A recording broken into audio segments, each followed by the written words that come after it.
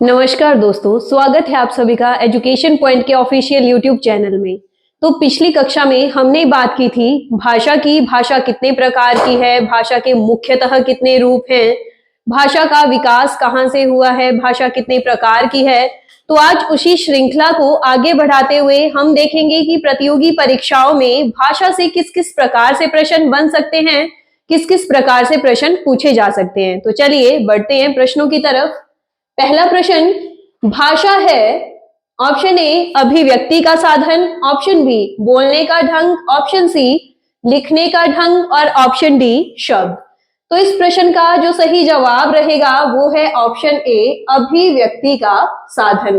पिछले कल भी हमने भाषा की परिभाषा में देखा था कि वह साधन जिसके द्वारा हम अपने विचारों को दूसरों के समक्ष रख सकते हैं कहलाती है भाषा। तो इस प्रश्न का जो सही जवाब रहेगा ऑप्शन ए अभिव्यक्ति का साधन। बढ़ते हैं अगले प्रश्न की तरफ। भाषा को मुख्यतः कितने भागों में बांटा गया है या मुख्यतः भाषा के कितने प्रकार हैं? Option A 2, option B C, option C 4 और ऑप्शन डी 5। तो इस प्रश्न का जो सही जवाब रहेगा ऑप्शन ए 2। पिछले कल ही हमने बात की थी कि मुख्यतः भाषा के 2 प्रकार हैं, मौखिक और लिखित। तथा भाषा के अन्य प्रकार में या पूछा जाए कि भाषा के कुल कितने प्रकार हैं, तो इसका सही जवाब रहता ऑप्शन बी 3। पर यहां पर प्रश्न आपको पूछा गया है कि मुख्यतः भाषा के कितने प्रकार हैं, तो इस प्रश्न का जो सही जवाब रहेगा ऑप्शन ए 2, मौखिक और लिखित। बढ़ते हैं अगले प्रश्न की तरफ। भाषा की सार्थक लघुतम इकाई। तो पिछले कल हमने बात की थी कि भाषा की भी इकाई है लघुतम इकाई, सार्थक इकाई। भाषा की लघुतम इकाई की अगर बात करें तो वो थी वर्ण, और भाषा की सार्थक इकाई की बात करें तो वो थी शब्द या वाक्य। पर यहाँ पर प्रश्न आपको पूछा गया है कि सार्थक लघुतम इकाई। तो इस प्रश्न का जो सही जवाब रहेगा ऑप्शन ए वर्ण, जो कि लिखित भाषा की लघुतम इकाई भी है और सार्थक भी है। तो इस प्रश्न का जो सही जवाब रहेगा ऑप्शन ए वर्ण। बढ़ते हैं अगले प्रश्न की तरफ। हिंदी दिवस कब मनाया जाता है?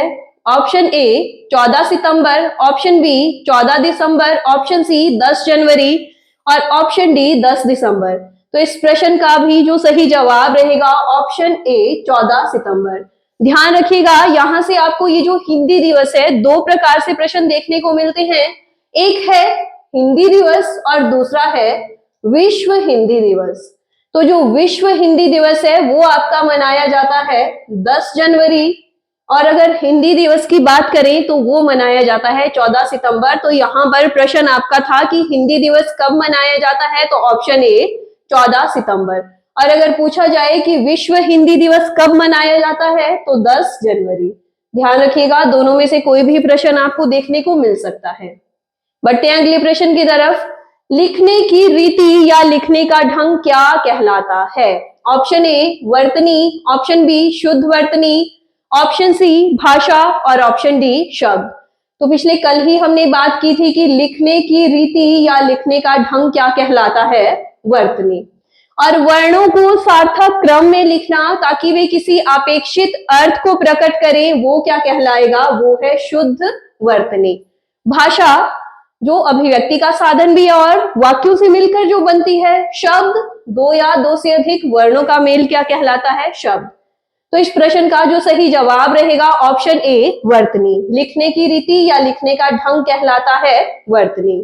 बढ़ते हैं अगले प्रश्न की तरफ। भाषा का उल्लेख संविधान के किस भाग में किया गया है? 4 ऑप्शंस आपके सामने हैं। भाग option A 17, option B 16, option C 18 और ऑप्शन डी 8। तो इस प्रश्न का जो सही जवाब रहेगा ऑप्शन ए भाग 17। ध्यान रखिएगा, ये जो 8 है ये है अनुसूची।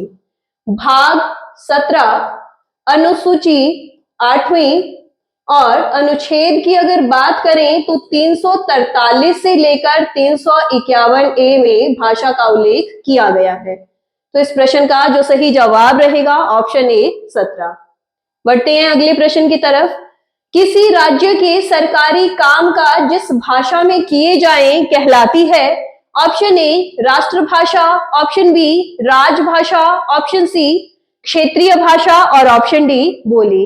तो इन सभी की ही बात हमने पिछली कक्षा में की थी। बोली जो दो या दो से अधिक व्यक्तियों के द्वारा वार्तालाप के लिए प्रयोग में लाई जाए। क्षेत्रीय भाषा जो किसी क्षेत्र की अपनी भाषा हो। राजभाषा किसी राज्य के सरकारी कामकाज जिस भाषा में किए जाएं या उस राज्य की जनता के द्वारा प्रयोग में लाई जाने वाली भाषा क्या कहलाती है? राजभाषा। और राष्ट्रभाषा किसी राष्ट्र की अपनी भाषा क्या कहलाती है? राष्ट्रभाषा। तो इस प्रश्न का जो सही जवाब रहेगा वो है ऑप्शन बी राजभाषा। और हिंदी हमारी राजभाषा है, ना कि राष्ट्रभाषा। राष्ट्रभाषा के रूप में अभी तक भारतवर्ष ने किसी भी भाषा को नहीं अपनाया है। बढ़ते हैं अगले प्रश्न की तरफ। भारतीय संविधान द्वारा कितनी भाषाओं को मान्यता प्रदान की गई है? Option A 18, option B 20, option C 19 और ऑप्शन डी 22। तो इस प्रश्न का जो सही जवाब रहेगा वो है ऑप्शन डी 22। तो भारतीय संविधान द्वारा 22 भाषाओं को मान्यता प्रदान की गई है और अंग्रेजी भाषा को इन भाषाओं से बाहर रखा गया है। बढ़ते हैं अगले प्रश्न की तरफ। प्राकृत भाषा का विकास किस भाषा से हुआ है? तो पिछले कल भाषा के विकास और भाषा के प्रकार दोनों ही चार्ट हमने देखे थे। तो सबसे ऊपर या सभी भाषाओं की आदि जननी जिस भाषा को कहा गया था वो थी संस्कृत। संस्कृत भाषा से निकल कर आई थी पाली, पाली से निकल कर आई थी प्राकृत, प्राकृत से निकल कर आई थी अपभ्रंश और अपभ्रंश से ही विकास हुआ था हिंदी या आधुनिक हिंदी। तो इस प्रश्न का जो सही जवाब रहेगा प्राकृत भाषा का विकास किस भाषा से हुआ है? तो ऑप्शन ए पाली। ठीक है। सबसे प्राचीनतम भाषा या आर्य भाषा किस भाषा को कहा जाता है? तो वो है संस्कृत। पिछली कल की जो वीडियो थी उसमें मैंने आप लोगों से एक प्रश्न किया था कि जो साहित्य अकादमी पुरस्कार है कितनी भाषाओं में दिया जाता है? तो उसका सही जवाब रहेगा वो है 24 भाषाओं में। ठीक है। 22 भाषाएं जो संविधान के द्वारा जिनको मान्यता प्रदान की गई है। 23वीं भाषा है राजस्थानी और 24वीं भाषा है अंग्रेजी। तो ध्यान रखिएगा कि साहित्य अकादमी पुरस्कार कितनी भाषाओं में दिया जाता है? तो इसका सही जवाब रहेगा 24 भाषाएं। एक और प्रश्न मैंने आपसे पूछा था कि भारतवर्ष अंतरराष्ट्रीय भाषा के रूप में किस भाषा का प्रयोग करता है?